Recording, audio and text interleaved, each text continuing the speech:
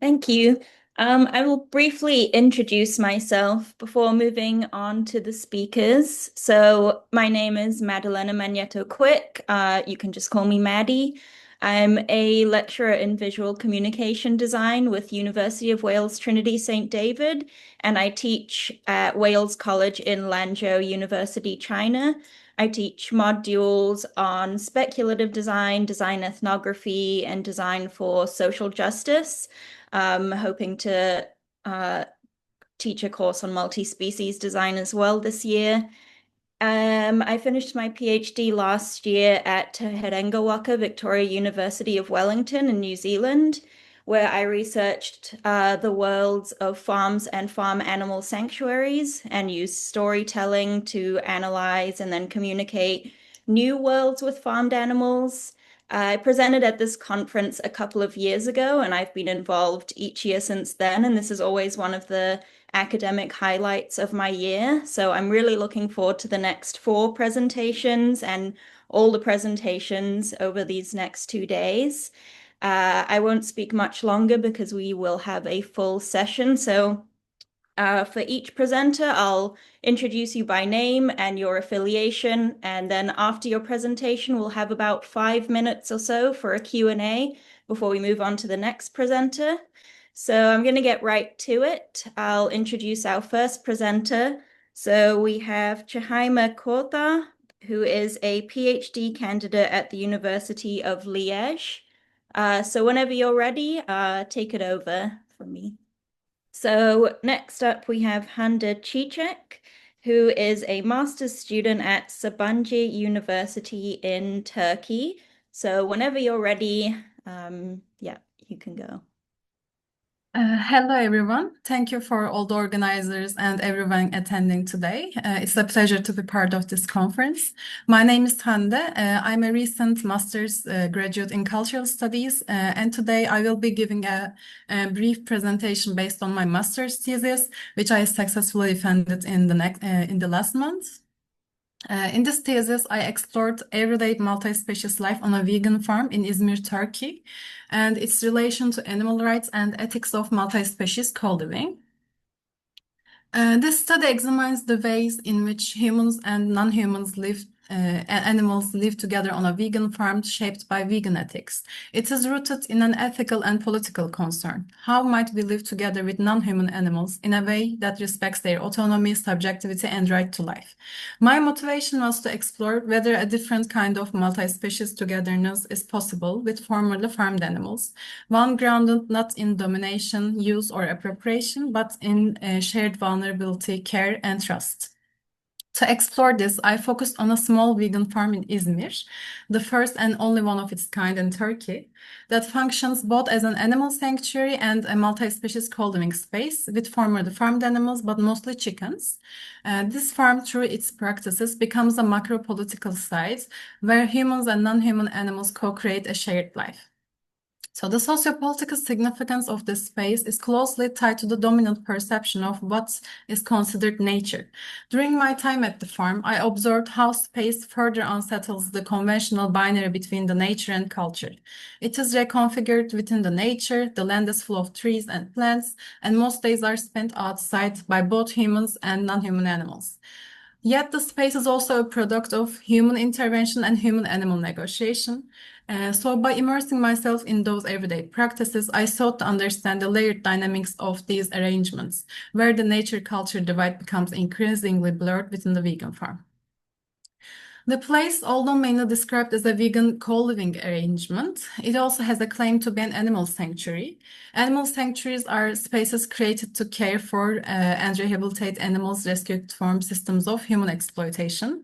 There are sanctuaries for many species, wild animals, cetaceans, companion animals like shelters, and formerly farmed animals.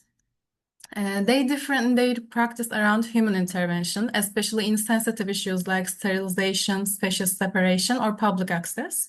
While most sanctuaries are not open to the public, some also hold to visitors.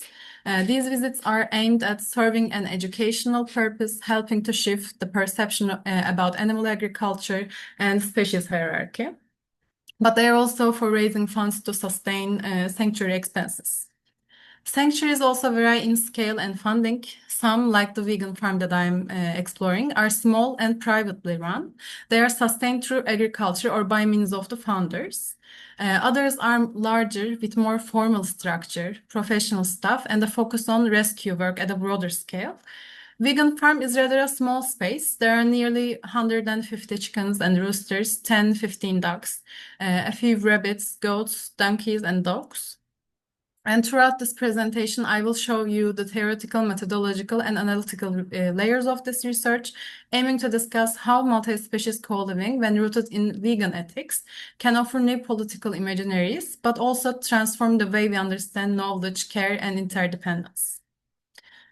The research questions I looked at in the studies are: how do different species living on vegan farm interact with each other, show affection and care for one another? And if they do, change and challenge the understandings of shelter, disease, and death, and constitute the space in which they're interacting? How does multi-species togetherness in the space informed by vegan ethics? How are all these practiced in a space without exploitation? And what can we understand from living with rescued chickens in terms of becoming with different species? And lastly, what meaning do vegan multi-species co-living spaces have for the animal rights? In the thesis, I engaged with critical animal studies, which insist on the political engagement of scholarly work with animal rights. Critical animal studies critiques speciesism as a form of structural oppression akin to racism or sexism, and it challenges the idea that non-human animals exist for human use. And to locate this ethical stance of the farm, I contrast two dominant frameworks in animal ethics field: animal welfareism and animal rights. I especially make use of evolutionist vegan approach to understand and discuss the ethical grounding for veganism and what it entails for interspecies relations. The welfarist approach primarily focuses on enhancing the living conditions of animals, aiming to make their treatment less cruel. Within this framework, non-human animals are not regarded solely as objects. They are seen as being deserving of certain rights, such as access to sufficient food, water, or space. Yet, despite this recognition, animals are still valued less than human interests, and their interests remain subordinate to human priorities. Welfareism generally operates within the boundaries of speciesist systems, attempting to make animal use more ethical without challenging the fundamental notion of animals as property. However, there are activists who aim at the abolition of animal exploitation, but do not think this can be done soon, resorting to welfarist campaigns too. In contrast, abolitionist vegan standpoint rejects the legitimacy of using animals altogether. It calls for a full abolition of all forms of the animal exploitation and emphasizes the moral worth of animals as sentient individuals who possess intrinsic value beyond their utility to humans. And for abolitionists, activist methods should be in line with this ethical stance, meaning that the minimum ethical obligation towards animals is to go vegan. And my work builds on this perspective to explore how such justice can be practiced in lived, shared spaces. To note, Vegan Farm does not explicitly claim to be abolitionist, yet the way they engage with veganism, at least for their ethical motivation and means of activism, is through the same lens as the abolitionist theory. And in our talks, they had criticisms of welfare sanctuaries too, saying that what they aim for here is different than that, a vegan co-living space where animals are not perceived as property.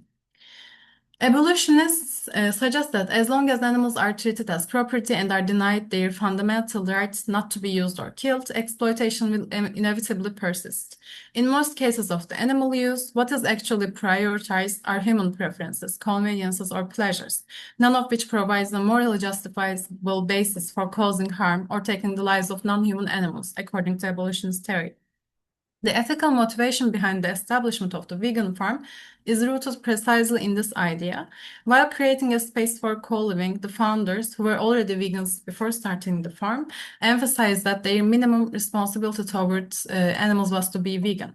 With this commitment in mind, they aim to remove animals from spaces where they are treated as property and instead cultivate a shared life built on respect and coexistence. My methodological approach combines multi-species ethnography, sensory ethnography, and activist anthropology. I spent 45 days living and volunteering at the vegan farm, engaging in daily tasks like feeding animals, cleaning the space, and walking the land alongside other animals like chickens, goats, ducks, and many more. I conducted semi-structured interviews with two human caretakers whose stories and perspectives were central to understanding this place and the motivation behind it. They built this farm based on their long-standing vegan commitments. Throughout my stay, we had countless discussions, small talks, and I also participated in two vegan camping organizations that hosted many more activists in the land, having the chance to observe the non-human human relations besides caregivers and me. But more importantly, I paid close attention to the animals themselves, especially chickens, and how they responded to and shaped the human presence in this space.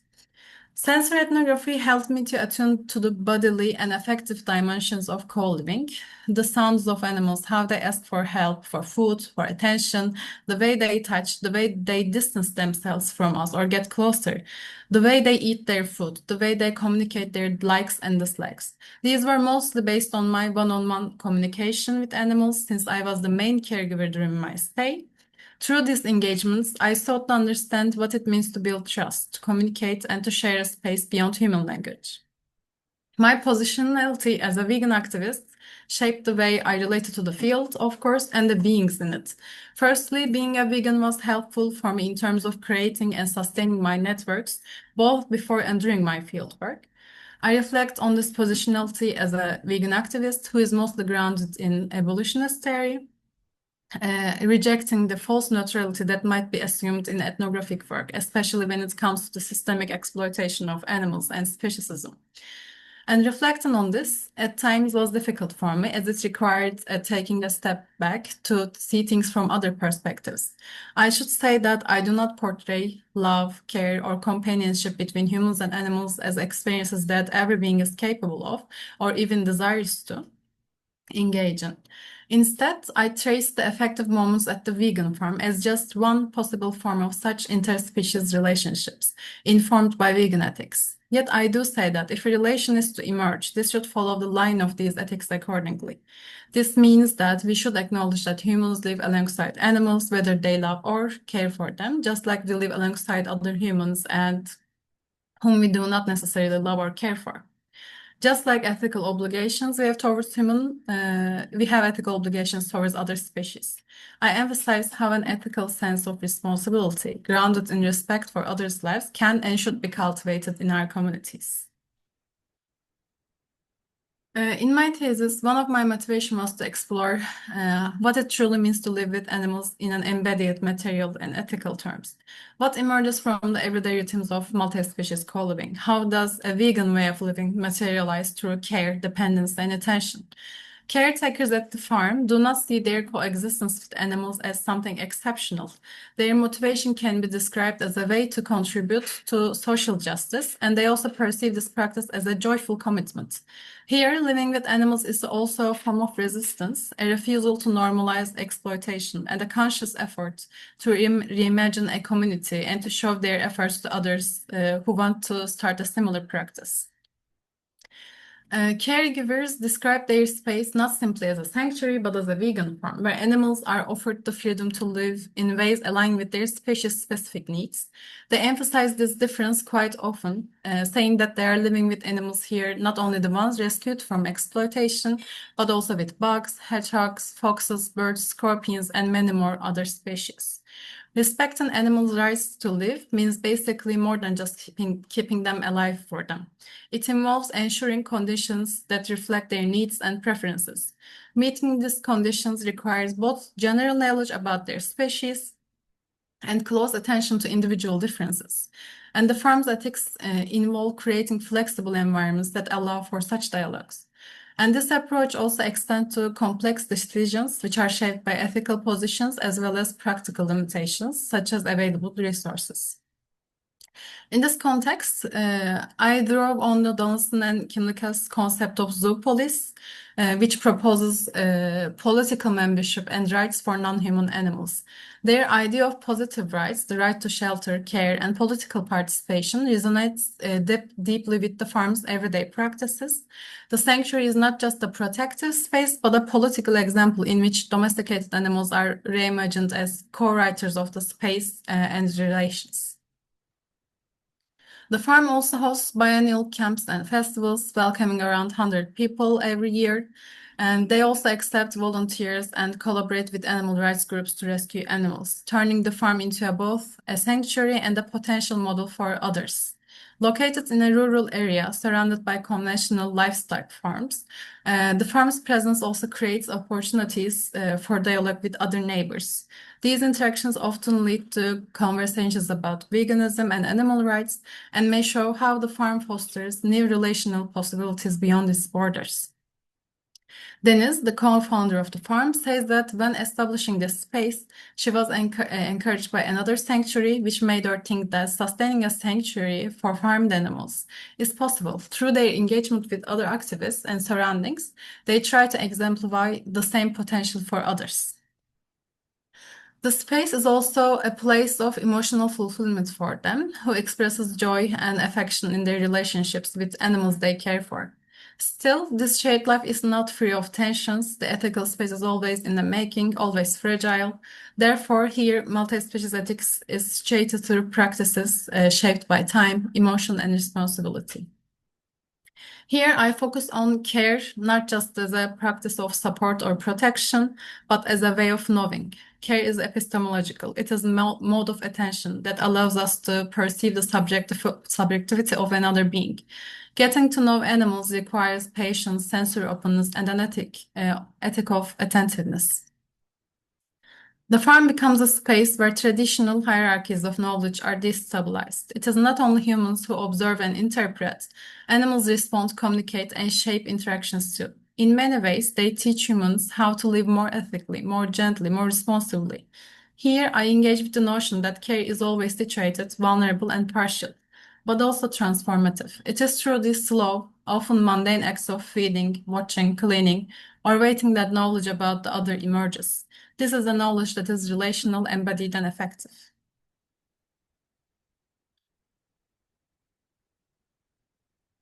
Daily routines on the farm, feeding in the mornings, cleaning coops, taking care of 6 animals, form the underlying structure of interspecies life here. These routines are relational scripts, which trust, intimacy, and mutuality are built over time. Through these repeated interactions, animals and humans come to anticipate each other. A chicken may recognize a sound of footstep, or a goat may wait for their name to be called.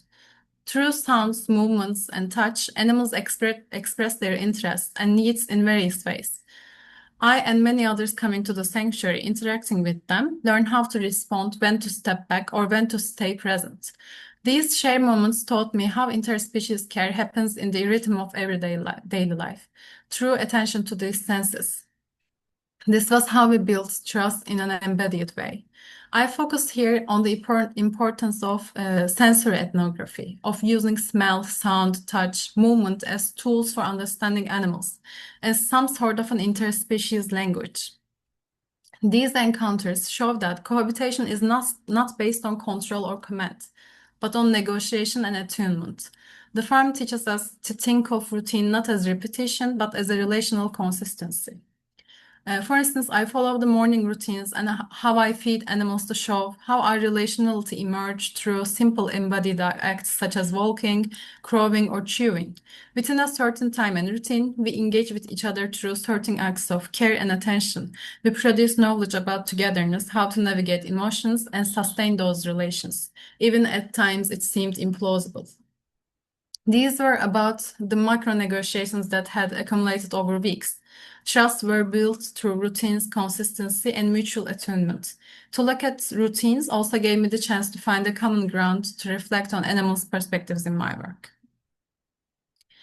In conclusion, this study argues that ethical, rights-based multi-species co-living is not just an abstract idea. It is already being practiced through in limited and precarious ways.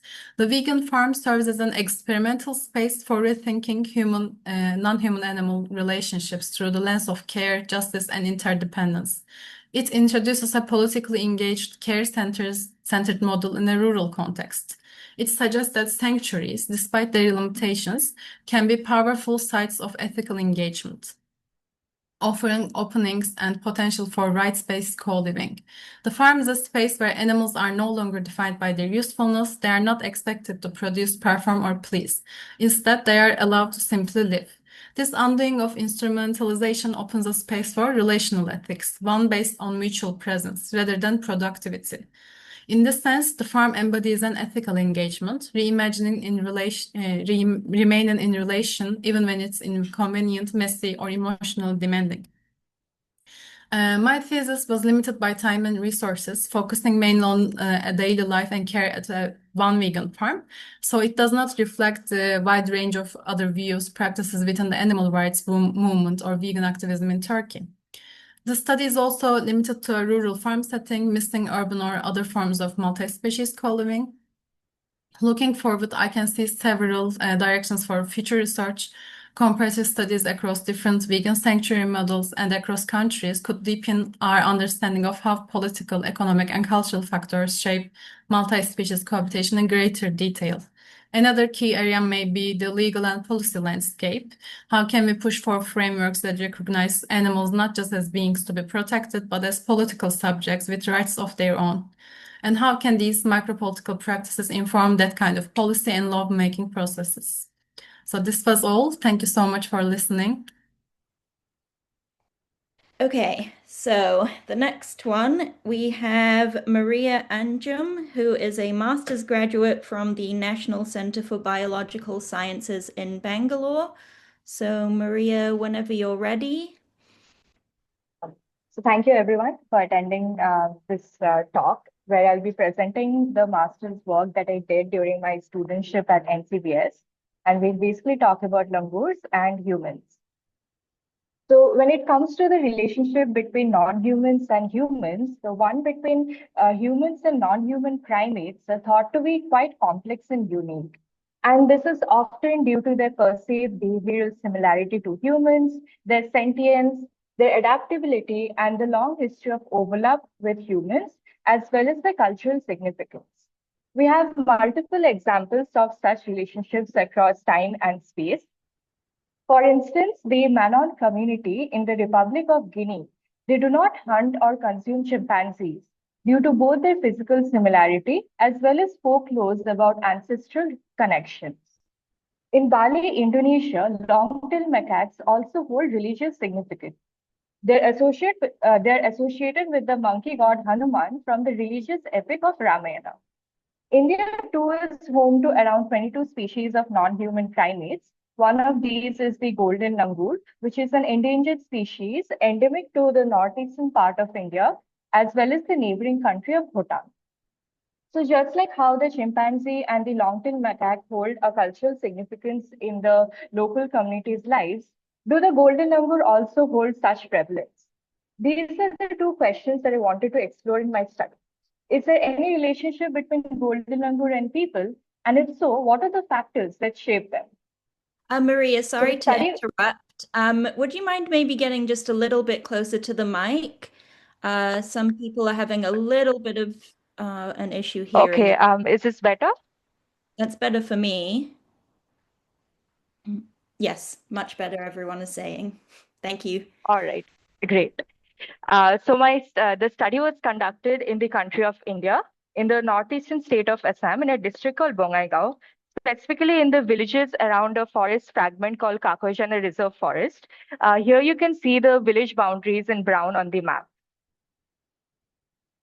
The communities who participated in the studies were there were three communities: the Rabhas, the Koch Rajbangshis, and the Adivasi. The Rabhas and the Koch Rajbangshis are they are indigenous to the landscape, while the Adivasi were settlers from central India who were brought to work in the tea gardens of Assam during the British colonial rule. Now, all of these three groups have strong animistic beliefs and traditions of reverence towards nature, which shaped their relationship with the natural world.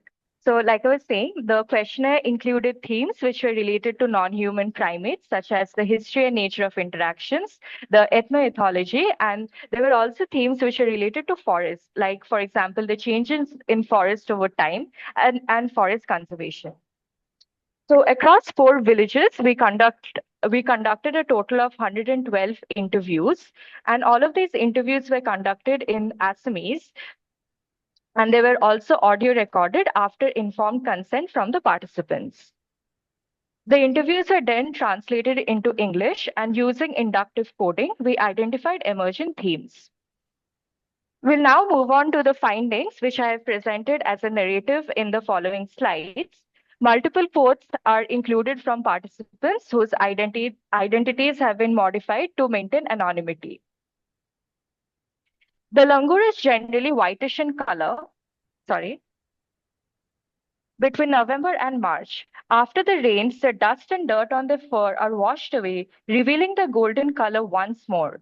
The timing of this color change depends on how soon it rains. This detailed observation of seasonal coat changes shows the community's keen attention to the natural history of golden langurs. But such close observations was not always present. Economic hardships and political turmoil in the 1980s forced communities to rely on selling firewood, leading to heavy tree felling and barren hills. In the 1990s, the discovery of the golden langur in Kakwejana Reserve Forest by the NGO Nature's Foster became a turning point. At that time, the hills were so barren that the Golden Langur Conservation Project, which was run by the organization called Community Conservation in the US, almost discarded Kakoijana as a potential conservation site. However, through rigorous efforts by Nature's Foster and the GLCP, awareness campaigns highlighted the need to protect both the langurs and their habitat. Tree felling was discouraged. Women's self-help groups were organized for alternate livelihoods, along with forest monitoring groups. These efforts led to an overall increase in the forest cover. And this marked the journey of the golden langur from obscurity to recognition. They were no longer seen as just another monkey. Here is a quote that is illustrating this transition. I have observed the Hunali Bandor, meaning the golden langur and Assamese, since my childhood. Back then, people would kill them because they damaged tender bamboo, one of our income sources. We used catapults and long bamboo poles to chase them away. Then the NGOs conducted awareness campaigns. They educated us on why we should not harm the langurs. We now appreciate them even if they eat the drumstick leaves. The recent rise in golden langur tourism in the area have also added an economic dimension, further fostering positive perceptions. Now, although the communities infrequently encountered the golden langur inside villages in the past, they now report an increase in sighting. What caused this change? People believe that it is due to the changing forest, particularly the loss of fruit trees, which has left langurs without food. All living beings need food to survive, not just humans. Perhaps the monkeys don't find enough food in the forest, so they come to the village. Here we have planted mango, jackfruit, and plum trees. They cannot cultivate and depend on what we grow. So this creates a situation where humans and langurs overlap in what ethnoprimatology refers to as shared spaces. In these spaces, frequent encounters give rise to diverse perceptions. One common theme is that of empathy. Communities that have themselves experienced food scarcity and economic hardship relate strongly to the langur struggle. And here's a quote by a single mother who relates her struggle of raising up her two young daughters to the langur. I see the hard work they put into raising their young. There is nothing for them in the hills. They're going through the same experiences that I have gone through during my motherhood. Another theme is that of agency and consciousness. Non-human primates are perceived as capable of conscious decisions, even negotiating with humans. Some participants also believe that the langurs will only retaliate when provoked. If allowed to feed peacefully, they act considerately. I once had 3 papayas in my garden. Only one was ripe. The Lal Bandor, referring to the rhesus macaque in Assamese, visited. My wife told them, eat only the ripe papaya. Do not eat the rest. I have a little girl who also needs to eat. So eat the ripe one and leave. They only ate that papaya and left the rest. So, as evident from the previous quote, the landscape of Kakoijana is home to another non-human primate, the rhesus macaque. Now, golden langurs and rhesus macaque have contrasting behavior. The golden langur, being mainly folivorous in nature, they restrict themselves on trees. However, the rhesus macaque is terrestrial and commensal, and they often forage on food from kitchen, much to people's annoyance. Thus, the golden langurs are perceived as peaceful, disciplined, harmless, godly, and wise, while the rhesus macaque is thought to be naughty, cunning, harmful, and unruly. This contrast has also produced a rather interesting case. In Indian mythology, Hanuman is worshipped as a close aide of Lord Rama. Across India, both langurs and rhesus macaques are revered and associated with religious goodness. But in Kapoejana, golden langurs are regarded as the true disciples of Lord Rama. The rhesus macaques, on the other hand, are sometimes thought to be descendants of Ravana, the demon king defeated by Rama. Others say that even if they are the descendants of Hanuman, they are the unruly ones, the ones who have gone astray. Golden langurs, being close to Hanuman, are believed to possess divine power and thus must be treated with reverence, and failing to do so could risk divine retribution. And here's a quote that captures this. Whenever my friend and I have tried to chase away the langurs by throwing stones, our arms have hurt terribly. These langurs are godlike, hence our arms hurt. Now we just let them be and eat as much as they want. Close observations of langurs living nearby have also led to a body of ethno-ethological knowledge about their natural history and behavior. For example, this quote. Despite the unpleasant odor from the deceased infants, the langurs hold on to them, showing deep affection for their babies. This is an expression of grief which is common in non-human primates and is also reported in the chimpanzee.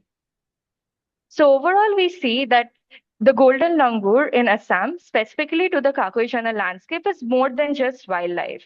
Over time, they have come to represent regional pride and stewardship. Local efforts and pressure on the government bodies have also led to insulated electric wires in the villages frequented by langurs, and even the construction of a canopy bridge across a busy highway. Thus, we understand that the relationship between golden langurs and people have been extremely dynamic and ever-changing.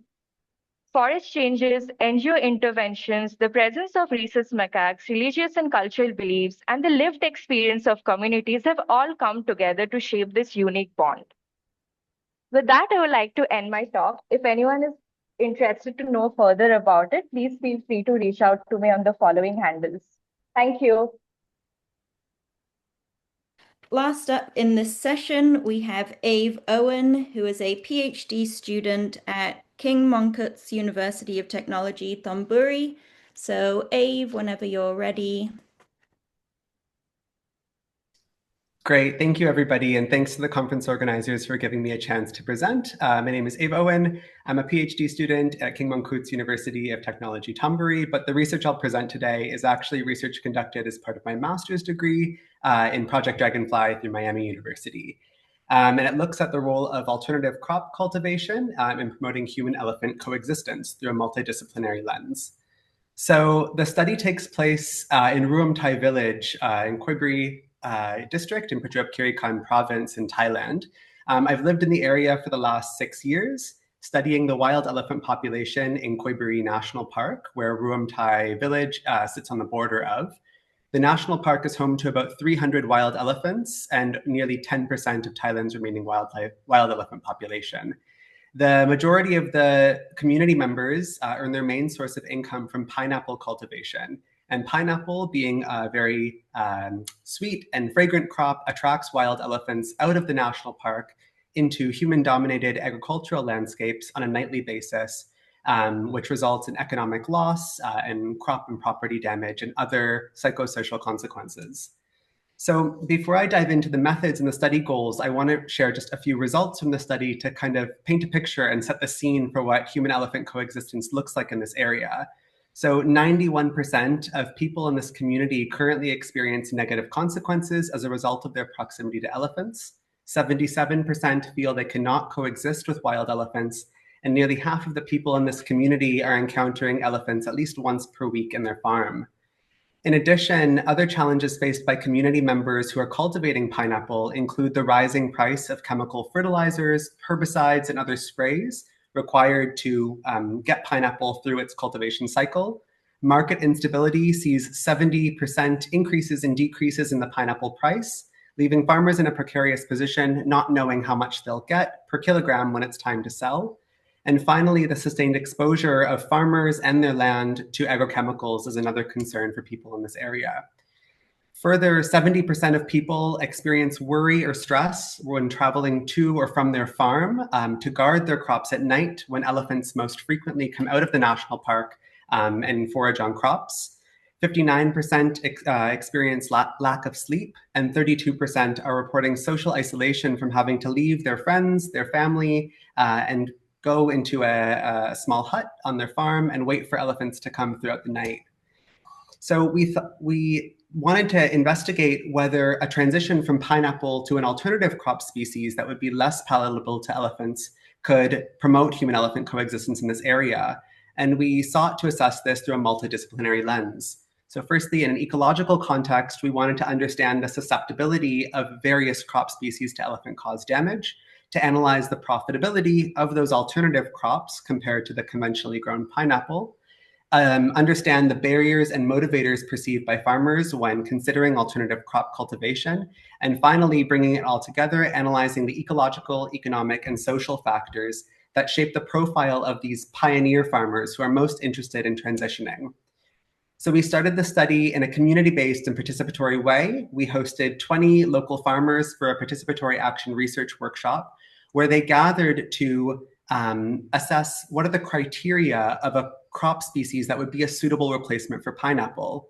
During that workshop, local people attested and decided that in addition to being resistant to elephants or not palatable to elephants, it also had to be a crop that could grow and thrive in this drought-prone climate, and also one that had diverse market value, had a high market cost, and could be sold to multiple strains, not just a single income.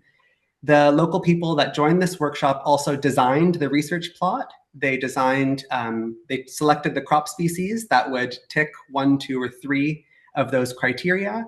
They assigned research leaders and data collecting pioneers for it who would come out and join the data collection. And they also set research questions and hypotheses. So these are the plots that the community members designed. The plot on the left, this 2020 plot, is where we planted ginger, turmeric, lemongrass, corunda, citronella, galangal, chili, lime, mulberry, and kaffir lime in equally sized subplots within one full farm. We planted pineapple in the closest and furthest subplot from the national park as a research control to understand how elephants interacted with these alternative crops in comparison to pineapple. Now, that first plot was assessed throughout a 22-month study period, and it was directly on the border of the national park. Now, halfway into that study, at the next rainy season, the community members who were collecting data on a monthly basis noticed that 2 crop species, lemongrass and citronella, were faring the best in both the drought-prone climate and in their resistance to elephants. So we replicated this study with just lemongrass and citronella in 5 new plots in 2021 and studied them for another year, with the study ending at the same time. So community members were involved in data collection, surveying the height, the health, the type of damage, and the number of individual crops eliminated by elephants in each subplot. We also monitored the frequency that elephants approached, entered, and caused damage to the crops in the plot on a nightly basis. We conducted semi-structured interviews with 71 pineapple farmers to understand the economics of pineapple cultivation, to truly understand if a replacement species can be grown, what is the profitability that it's up against. So we asked farmers about the revenue that they gained from pineapple, their investment costs into planting, maintenance, setting deterrents to stop elephants from coming into their farms and harvest itself. Further from that, we also deducted the elephant-caused crop damage, the amount of money that the farmers lost in their most recent crop cycle, so as to understand the profitability of pineapple cultivation. Further, we conducted household surveys with 239 farmers in the area to assess their perceptions and attitudes towards elephants and the idea of alternative crop cultivation.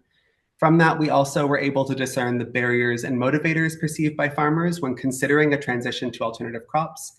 And just for statistical analysis, we used the binomial logistic regression analysis to understand which factors were the most influential for the farmers who are most interested in alternative crop cultivation.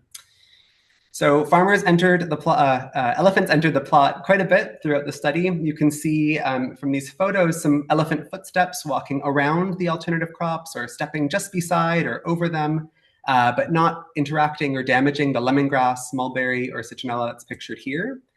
In total, in that 2020 test plot with the 10 experimental species, elephants entered the plot roughly 1/3 of the nights throughout the study period. However, they only caused damage, they approached on 1/3, they entered at about 15% of them, but they only caused damage about 5.8% of those nights. And that's including the nights during which pineapple was still present in the plot as a research control. Then kind of moving on to some of the results, we found that elephants eliminated 96.5% of the pineapple in the first 2 months of the 22-month study period. They had eliminated all 100% after 11 months. Now, we did lose some alternative crops to elephant trampling, 5.2%, the most for kaffir lime, a little bit for chili, a little bit for mulberry. And then in those 2021 test plots that just had lemongrass and citronella with pineapple side by side as a research control, we lost less than 2% of the lemongrass and citronella and over 80% of the pineapple. What's interesting is that no consumption or uprooting of any alternative crop species was recorded in the study period. And the frequency that elephants approached, entered, and caused damage in the plot significantly decreased after pineapple was fully eliminated. So it really does tell us that when pineapple was present, an attractive crop was present, elephants are still going to approach, enter, and cause damage, but a full transition to a non-palatable or alternative crop could significantly decrease elimination. This just helps to visualize that a little bit. Pineapple was fully eliminated by elephants, and some other crops, while they were eliminated only minimally by elephants, like mulberry, kaffir lime, and chili, elimination by environmental threats, including drought, insect predation, and insect-transmitted diseases, were responsible for the crop elimination of several species quite a bit. However, you can see lemongrass and citronella there at the bottom, which fared fairly well in both elephants and environmental threats. So based on that participatory action research workshop where local people assessed the criteria by which they wanted a suitable replacement crop to be assessed, we assessed these alternative crops on how suitable they were in both ecological, social, and economic perspectives. And lemongrass and citronella fared the best in that community-based scoring system as well. In terms of economic results, almost half of the pineapple farmers reported higher expenses than revenue, which means that these farmers are cultivating pineapple, almost half of them are cultivating at an economic loss overall. Now, that's because the amount that they earn remains consistent, but the maintenance costs, so the costs of chemical fertilizers and herbicides, is ever increasing. So the investment costs has increased so much, but the return is still standard. Further, lemongrass and citronella did quite well comparatively because they have a shorter crop cycle. They can be harvested in half the time of pineapple, and 2 forms of yield can be sold. So both the leaf yield and the stalk yield can be sold. Throughout this process, community members expressed interest in harvesting essential oils to increase the marketability and the financial viability of alternative crop cultivation. Lemongrass essential oil is valuable in aromatherapy, and citronella essential oil is used in a variety of mosquito repellent products, including candles and natural sprays. In terms of our social results, we found that half of the household survey participants were interested in alternative crop planting, and many of them were interested in a transition so as to reduce the stress and worry that they experience. Further, they were also motivated by not wanting to spend time or money on night guarding and just not wanting to be in conflict with elephants. Now, while half of the participants, the survey respondents, were interested in alternative crop planting, many of them reported a lack of a viable market for alternative crop yield as the main barrier.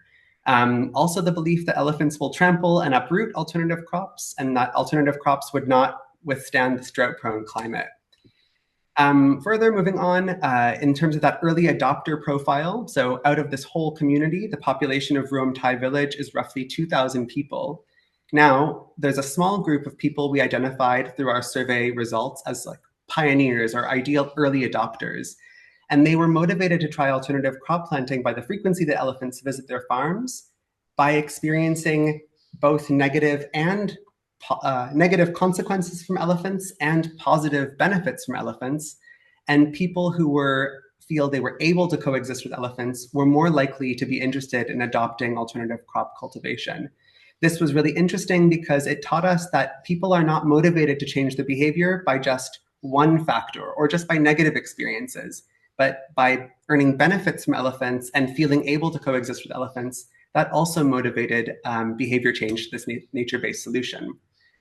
So just to wrap up, for the ecological, economic, and social points that we've just discussed, we found that there was much less trampling than expected by farmers who hypothesized in that participatory workshop at the start of the study that trampling would actually equate to just as much damage as consumption. So even though the elephants wouldn't eat alternative crops, they would trample them so much that the damage would be comparable between the species. And we found that that was absolutely not the case, with pineapple being fully eliminated and less than 6% of any alternative crop being trampled, some crops not being trampled at all. Now, even after the palatable pineapple was eliminated from the study site, we found that elephants still entered the plots. So that tells us alternative crops are not deterrent by nature. They don't have a repellent effect, but rather they disincentivize the presence of elephants in agricultural landscape, and they decrease the economic losses that farmers sustain if and when elephants do enter their plots. We also, this brings home that we need to find species that are less attractive, but also resilient to environmental threats. We really didn't anticipate how much loss we would experience from drought, insect-transmitted diseases, and invertebrate predation as well. So the species has to be suitable in all of these kind of dimensions. And long-term monitoring and replication is needed to truly understand which species are ecologically suitable. Further, for economics, even though many of these farmers are cultivating pineapple at an economic loss because so much of their investment costs have increased, that the guaranteed market for pineapple still trumps the potential profitability of another species. This tells us that there's very low tolerance for risk in this community, and that switching to a new species just might not be viable. Even if pineapple is not earning a high income, the guaranteed market of local factories is still the most attractive thing about cultivating it. And further, creating value-added products can increase the profitability of alternative crop species. Finally, in terms of the social dimensions, as I mentioned, early adopters are motivated by both positive and negative experiences with elephants, and solutions that create human-elephant coexistence should prioritize not only decreasing the consequences that people experience from elephants, but also generating benefits. And that includes economic benefits, social, cultural, historical, all different kinds of benefits that local people can get from their proximity to elephants so as to increase their ability to coexist. Finally, before I wrap up, I just want to mention two community enterprises that were created. So local people, in their effort to make alternative crop planting financially viable, the Tom Yum Project, which is named after the Thai Tom Yum soup, which is made with many of the ingredients that were grown in this study: galangal, kaffir lime, lemongrass, and chili. The local people said, if we grow these alternative crops, we can make Tom Yum soup every day. We'll always have an ingredient yield in stock. And they were taking these yields to make lemongrass soap, citronella candles, ginger teas, and they attended many different workshops and conferences to be able to develop these products, which are now for sale on consignment within Thailand. And we're working on getting FDA approval to be able to sell them internationally as well. Further, the Khoibury Fair Trade Community Enterprise is a group of 12 pioneer farmers that joined together in a group to coordinate their alternative crop planting efforts so that they would plant and harvest at the same time to be able to decrease the transport costs, and also just share in experiences and how to increase yield, how to deal with these insect-transmitted diseases. And the group meets once per month to further their alternative crop planting work. So finally, just recommendations for other organizations or communities looking to implement this is that the community-based and participatory approach was essential to this project getting off the ground and truly identifying the factors that would allow us to understand which species are most suitable for an alternative crop project. Conducting local crop trials is essential. Even though lemongrass and citronella were the most suitable or scored the highest in this community, human-elephant conflict and coexistence exists in 13 range countries in Asia, and other countries might have other economic, social, and ecological experiences that would make local crop trials more important for their sites. And finally, multidisciplinary collaborations can help us to understand which species, not only which species are most suitable, but how to get them into a viable economic standpoint so that community members can truly lead the way in this alternative crop planting, and that the implementation of this solution can be sustainable in the long term. So that's all for my presentation. Thank you to the organizers again, and you can contact me at the email listed there. Thanks so much.